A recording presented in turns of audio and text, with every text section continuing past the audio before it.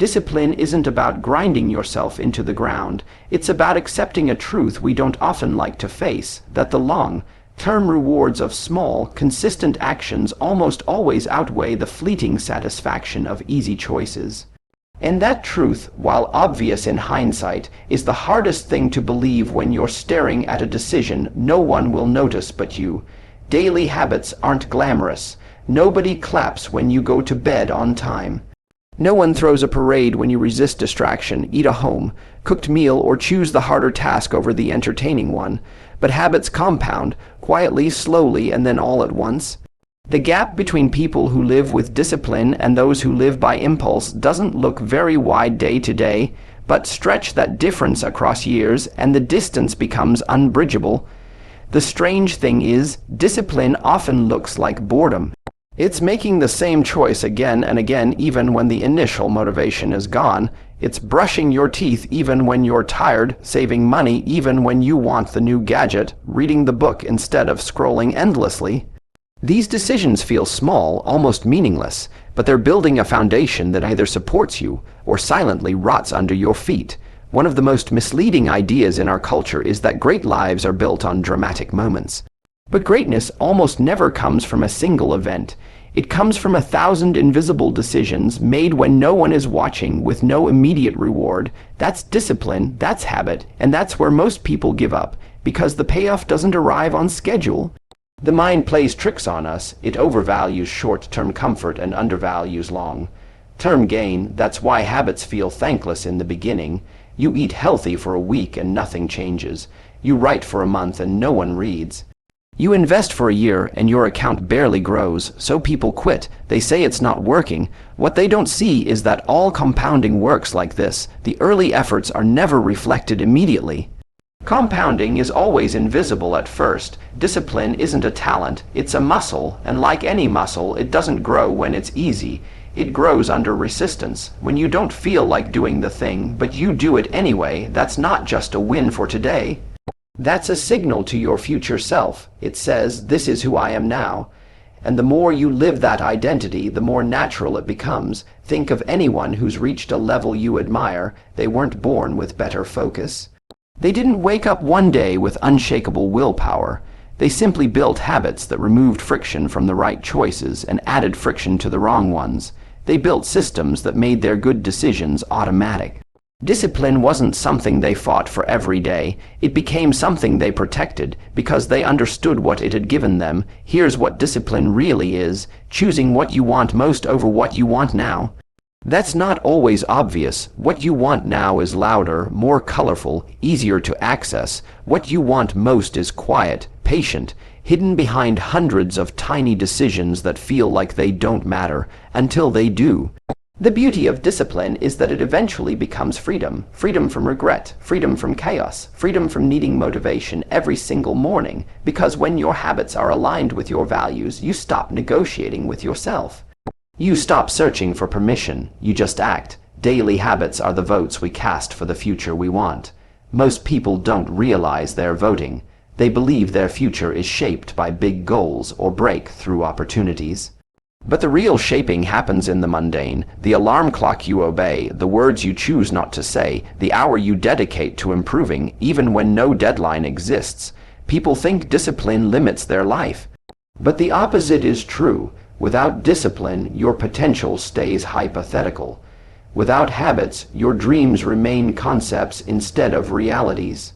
And the tragedy is, most people never realize how close they were to something meaningful because they got bored, distracted, or discouraged 1 inch before progress became visible. It's not about being perfect. It's about being intentional. One small change done consistently outperforms any burst of effort done occasionally. This is true in finance, health, relationships, and learning. Consistency beats intensity because life isn't a sprint, it's a long, winding walk. And those who last are the ones who learn to enjoy the walk, even when the scenery isn't exciting. Most people underestimate how much their environment influences their habits. If your phone is next to your bed, you'll scroll. If junk food is in the house, you'll eat it. If your workspace is filled with distraction, your focus will scatter. So change the environment, not just the behavior. Make the right choice the easy one. That's what discipline really is, creating conditions where the desired behavior is the default. There's an illusion that successful people are just more motivated. The truth is, they've structured their life in a way where they don't need to be. Their habits carry them through the days they don't feel like showing up, and those days, when showing up feels hardest, are the days that count most. You'll rarely feel ready, you'll never have the perfect time. Discipline doesn't wait for permission, it acts. Daily habits don't need applause. They need repetition, and over time, repetition becomes momentum, momentum becomes identity, and identity becomes a way of life. Discipline is choosing what you want most over what you want now. It sounds simple, almost obvious, but in practice, it's one of the hardest decisions a person can consistently make, because what you want now is always easier, more attractive, and more immediately satisfying than what you want most. In almost every moment of decision, the short-term reward offers instant relief, gratification, or comfort. The long-term reward remains distant, uncertain, and requires patience. Human nature is not wired for patience. It's wired for survival, for quick wins, for avoiding pain and discomfort. So every act of discipline is, in a way, an act of resistance against your own biology. It's a conscious override of the default settings that tell you to take the easier path. Choosing what you want most over what you want now doesn't always feel noble in the moment. Sometimes it feels boring. Sometimes it feels painful. Sometimes it feels like saying no to things other people seem to enjoy without consequence. But what those people enjoy in the moment often comes at a cost they don't feel until much later. The undisciplined life is rarely painful at first. It's pleasant, it's relaxed, it looks free, but what starts as freedom often ends in a trap, and what starts as discipline, those early, thankless sacrifices, eventually becomes freedom. Every time you say no to the instant reward, you're casting a vote for the person you want to become. It's not about punishing yourself or living a life of restriction. It's about alignment, lining up your daily decisions with the deeper desires you carry within you.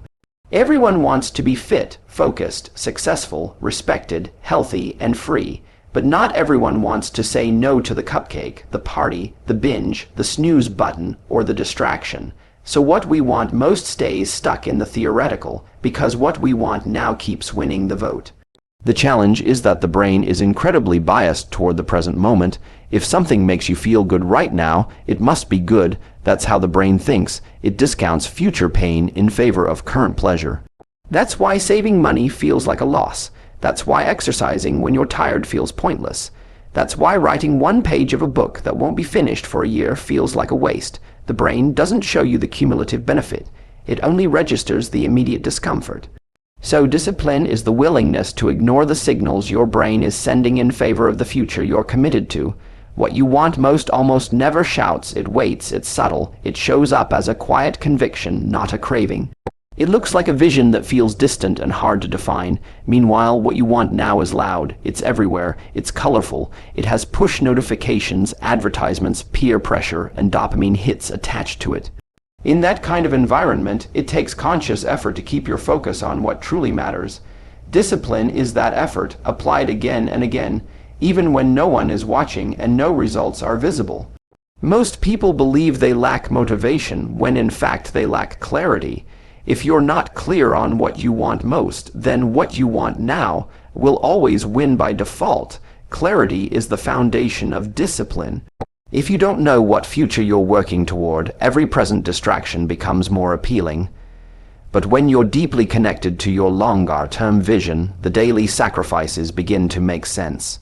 They may still hurt, but they have meaning, and meaning sustains effort. Discipline is not about being harsh with yourself, it's about being honest. It's about asking, does this choice serve the person I'm trying to become? And then answering with action, not just intention. It's about remembering that the cost of saying yes to something now often means saying no to something bigger later. Every decision carries opportunity cost. You either pay the price of discipline now or the price of regret later. There's no avoiding cost. The only choice is when and how you pay it. Choosing what you want most over what you want now also requires that you acknowledge something uncomfortable. Most of our problems come from short-term decisions made on autopilot.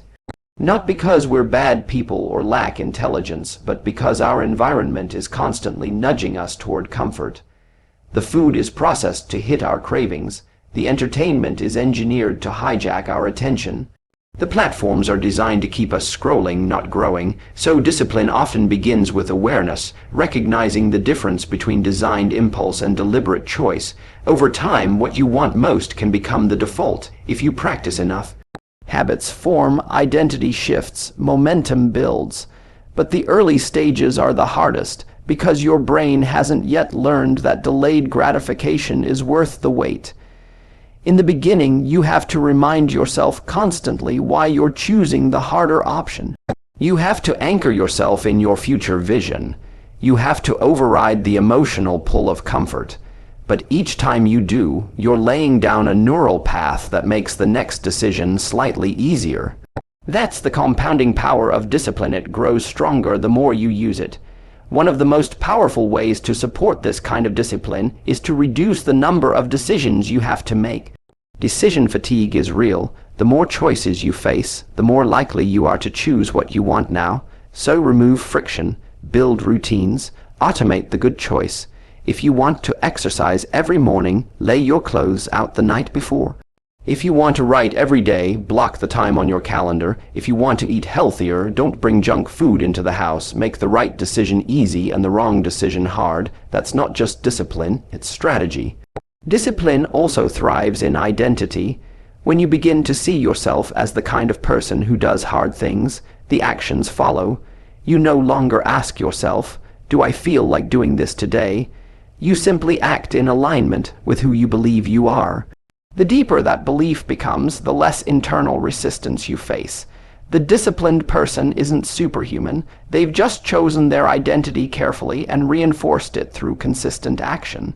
And over time, that identity starts to feel natural. Choosing what you want most over what you want now is a daily battle, but it's not one you have to win perfectly. You just have to win it more often than you lose.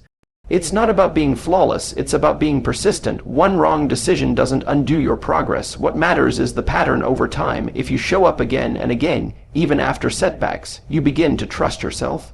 And that trust becomes fuel for even more disciplined choices. The interesting thing about people who live with real discipline is that they rarely talk about willpower. That's because they don't rely on it. They've built systems, habits, and values that carry them forward without constant internal debate. They've chosen what they want most, and they've structured their life so that the path toward it is smooth, or at least navigable. They don't have more strength than you. They've just designed their days to reduce the need for strength in the first place. Daily habits are invisible compound. Quiet now, powerful later. The nature of compounding is deceptive. In the early days, it looks like nothing is happening.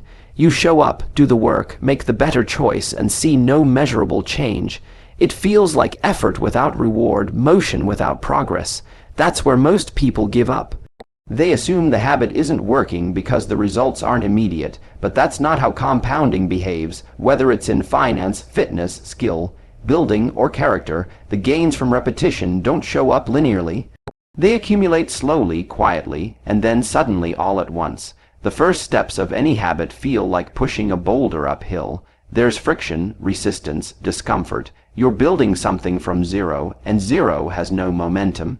That's the hard part. You do the right thing once and nothing changes. Twice, still nothing. 5 times, maybe a flicker. 10, and still you doubt. That's when the temptation to quit arrives. Not because the habit is broken, but because the timeline is longer than your patience. You expect to plant the seed and see fruit in a week. But the best things grow underground first, and just because you can't see progress doesn't mean it's not happening. Habits compound like interest. In the beginning, the balance is so small it barely moves. A penny doubled over 31 days becomes over 10 million, but it looks like nothing until day 25. That's the shape of most transformation. It hides itself until it can't be ignored. which means your job is to stay consistent long enough for the invisible to become visible. That's the test most people fail, not because they lack talent, but because they lack tolerance for quiet effort. In a world obsessed with overnight success, patience becomes a superpower. The daily habit doesn't feel significant because it's small, and small things are easy to skip. One missed workout doesn't matter. One junk meal won't ruin you. One skipped practice won't destroy your progress. But missing becomes normal faster than consistency does. A small excuse repeated becomes a large identity. And eventually, you stop seeing yourself as someone who does the thing. That's the real danger, not the missed habit, but the narrative that follows, because identity shapes behavior more than willpower does. The most successful people are not the ones who do extraordinary things. They're the ones who do ordinary things with extraordinary consistency. They don't win by doing more. They win by doing a little without fail for longer than anyone else. The compounding of habits doesn't come from effort. It comes from duration. A mediocre habit done every day beats an amazing habit done once a week, because time amplifies what you feed it. If you feed time discipline, it gives you results. If you feed it neglect, it gives you regret. What makes daily habits powerful is their invisibility. You don't realize they're shaping you until they've already done the work. You become your routines without noticing. No one wakes up unhealthy, broke, or overwhelmed out of nowhere. It's gradual erosion, one missed opportunity, one ignored signal, one shortcut at a time. The same is true in reverse. You don't wake up one day and find yourself successful, wise, or resilient. You grow into it by repetition. Quietly, without applause, that's how real transformation works. By being boring, consistent, and invisible for a very long time. Discipline doesn't feel like change while it's happening. It feels like maintenance. But maintenance is where the real growth hides. People think they're stuck when they're actually building a foundation. They think nothing is happening when everything is being set into place. That's why it's dangerous to judge progress by what you see today. Most of the benefits of daily habits are delayed. The pain is now, the gain is later. That's the price. But most people want the gain first and the discipline second. Life doesn't work that way. You have to pay in advance. Every time you repeat a habit, you reinforce a belief. If you read every day, you start to see yourself as a reader. If you write, you become a writer. If you work out, you become someone who values health. These small actions don't just add up. They multiply because they become part of who you are. Habits compound not just in results, but in identity. That's why even the smallest repetition matters. You're not just doing the task. You're casting a vote for the kind of person you want to be. When you realize how small actions shape large outcomes, you start to think differently. You stop looking for hacks and shortcuts. You start investing in routines instead of results. You stop chasing dramatic wins and start honoring tiny improvements. You stop asking, what will this do today? And start asking, what will this become after a year of doing it? That shift in perspective is everything, because now your goal is not intensity, it's sustainability. And that's where real change lies. The culture tells us we need breakthroughs, that if we're not growing rapidly, we're doing it wrong. But breakthroughs are rare, they're unreliable, they don't come when you want them. Habits, on the other hand, are under your control. You can choose to sit down and write for 20 minutes today. You can choose to go for a walk instead of scrolling. You can choose to make the call, read the chapter, skip the distraction. These are small wins, but they stack, and when you stack small wins for long enough, you wake up one day and realize you're living a different life. A lot of people give up because they're addicted to feedback. They want to see the weight drop, the views rise, the bank account grow. But habits don't give immediate feedback. They don't reward you with applause.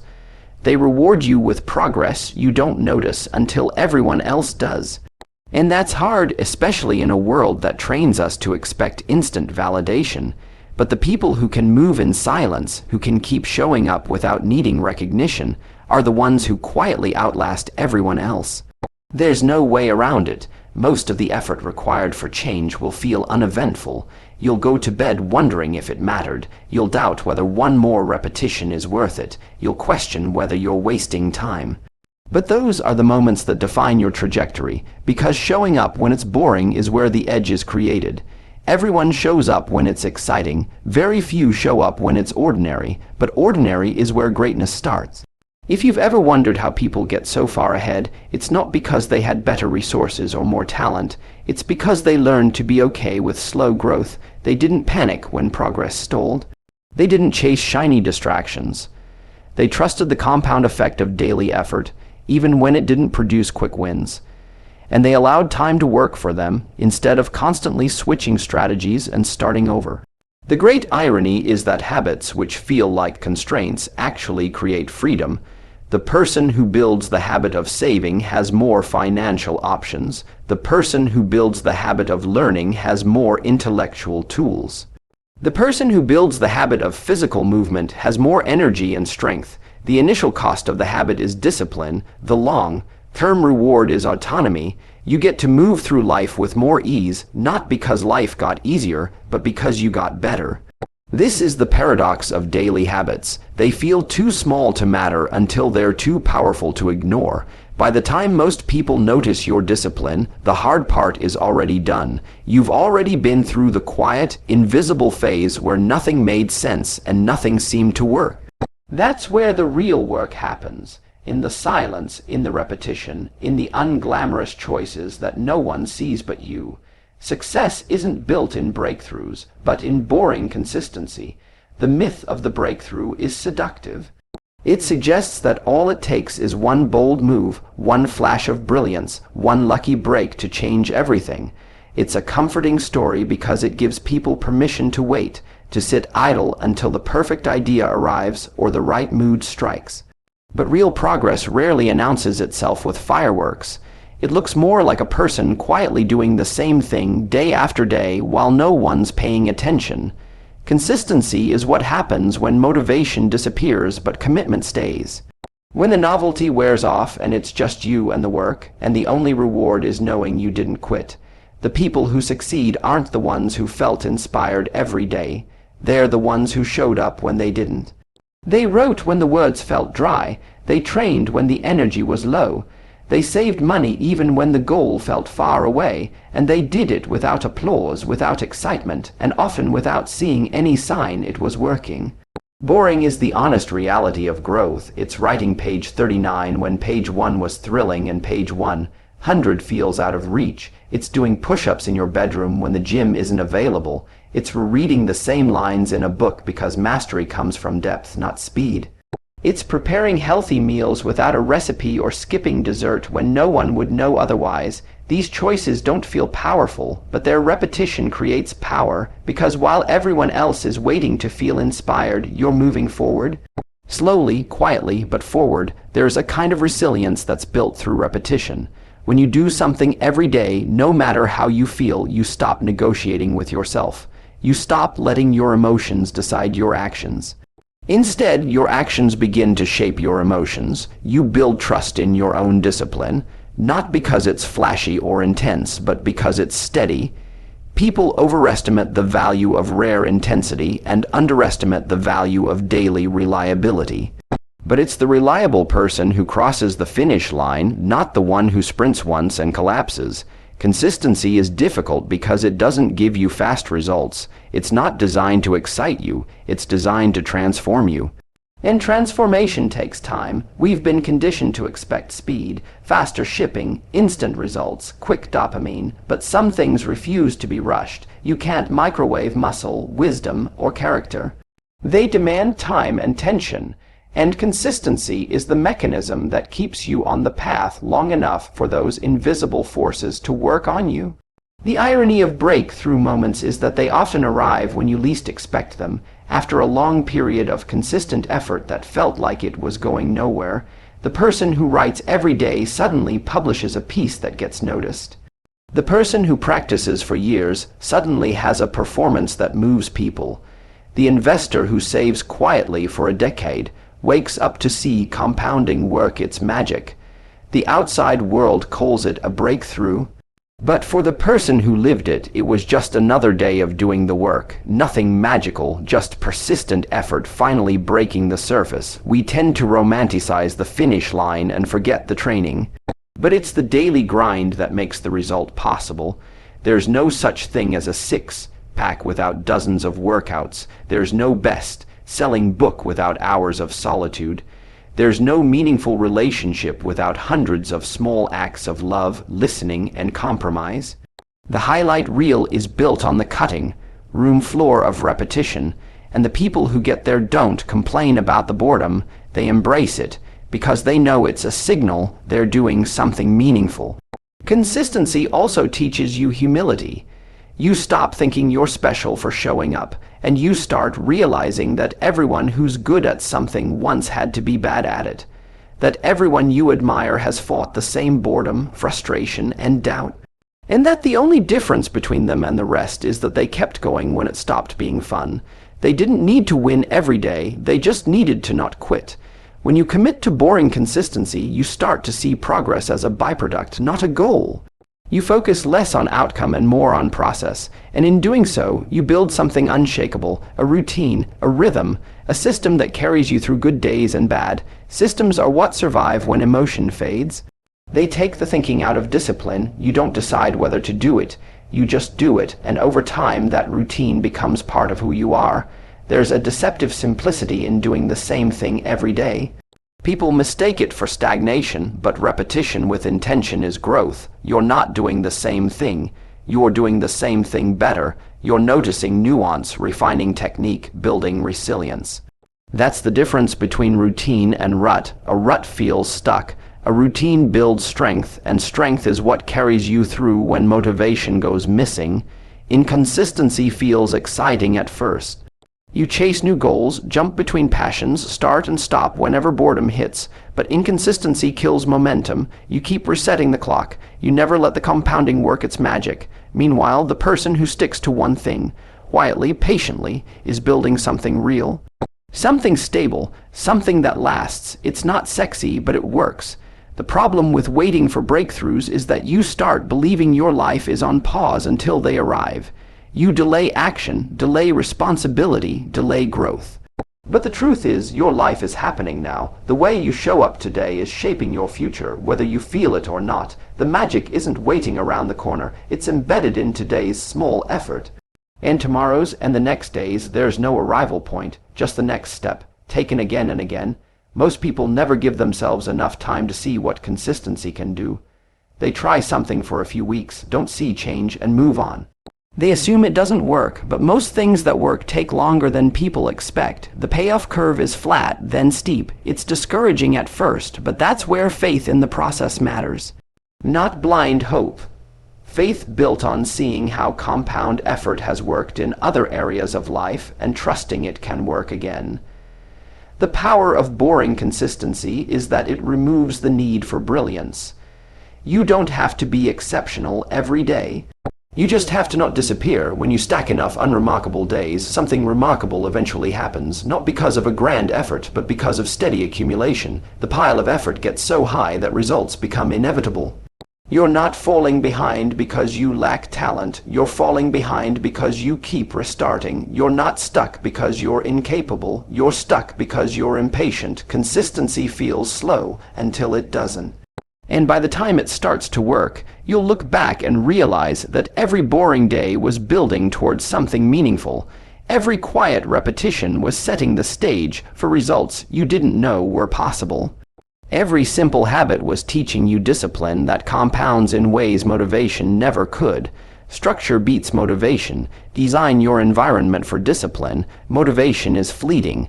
It comes in waves, often triggered by emotions, external events, or bursts of inspiration. One day you feel on fire, ready to change your life. The next, that fire is gone, and you're left trying to remember why you cared so much the day before. That's the problem with relying on motivation. It's unstable. It can't be trusted to carry you through the days when progress feels slow or invisible. And yet, most people build their goals around the assumption that they'll feel like doing the work every day.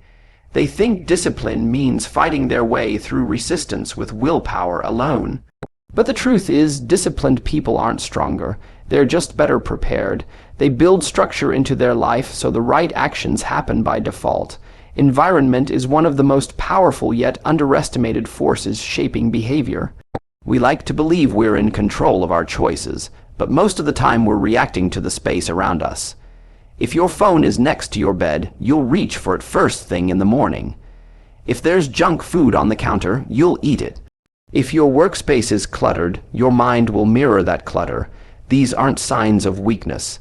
They're signs that your surroundings are guiding you, whether you realize it or not. Change the environment, and your behavior often follows without a fight. That's the secret most productive people understand.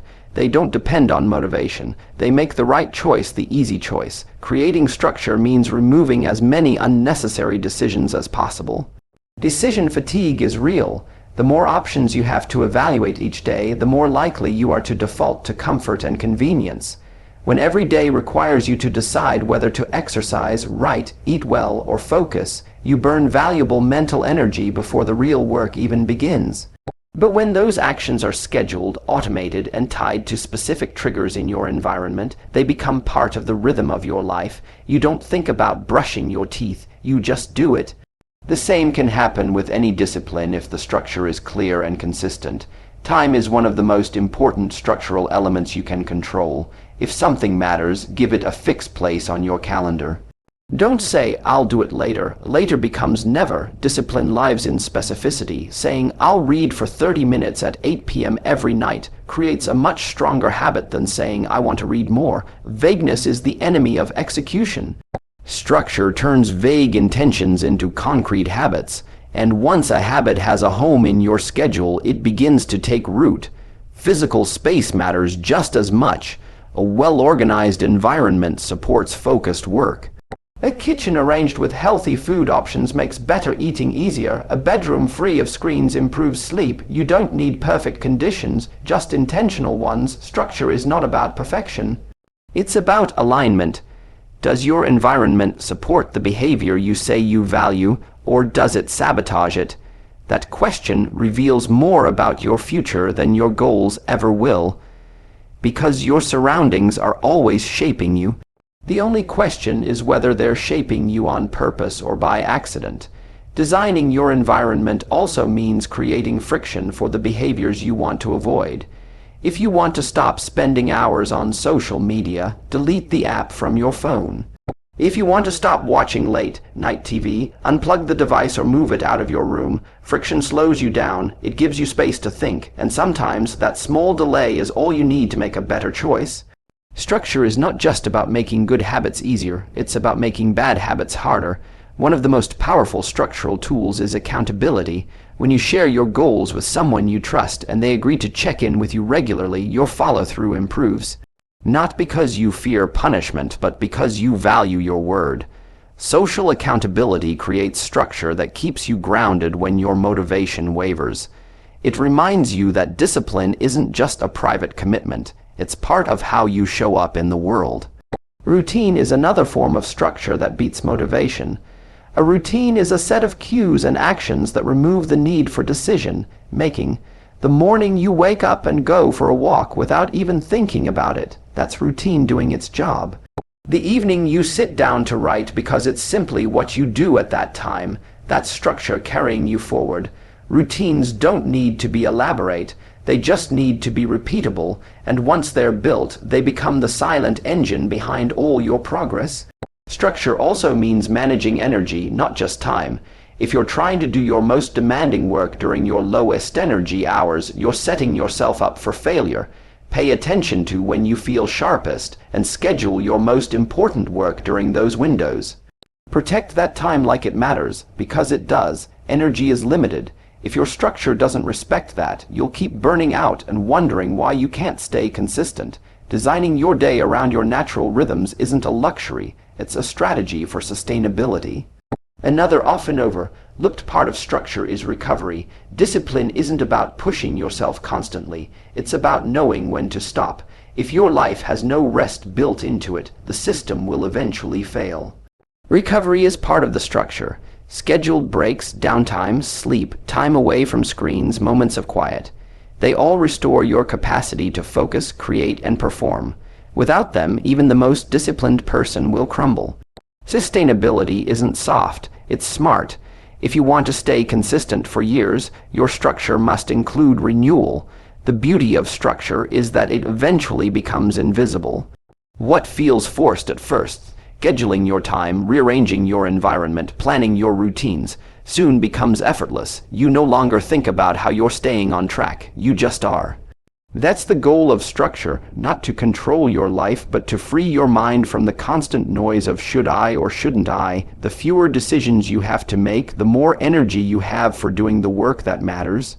When you look at people who seem endlessly productive, it's tempting to assume they have superhuman willpower. But more often, they've simply made a series of decisions once, and they're now living inside the results of those decisions. Their life is structured in a way that supports their goals. Their success isn't about trying harder every day, it's about having fewer things to try hard against. The path has already been cleared, the distractions are reduced. The default setting is progress. Structure creates clarity. When your days have order, you stop wasting time figuring out what to do next. You reduce the chaos, you lower the emotional resistance. You move from being reactive to intentional. And when you live with intention, you start seeing the quiet power of discipline, not as a constant battle, but as the natural outcome of a well-designed system that works even when you don't feel like it. Small intentional actions shape your identity more than big goals do. Goals are loud. They come with excitement, ambition, and vision. They sound inspiring when written on paper and even more impressive when spoken aloud. But goals, by their nature, live in the future. They represent a place you want to reach, a version of yourself you hope to become. The problem is that big goals often create pressure without direction. They make you feel like you're supposed to be somewhere you're not yet ready to be. And that gap between where you are and where you want to go can become overwhelming if there's no clear bridge to cross it.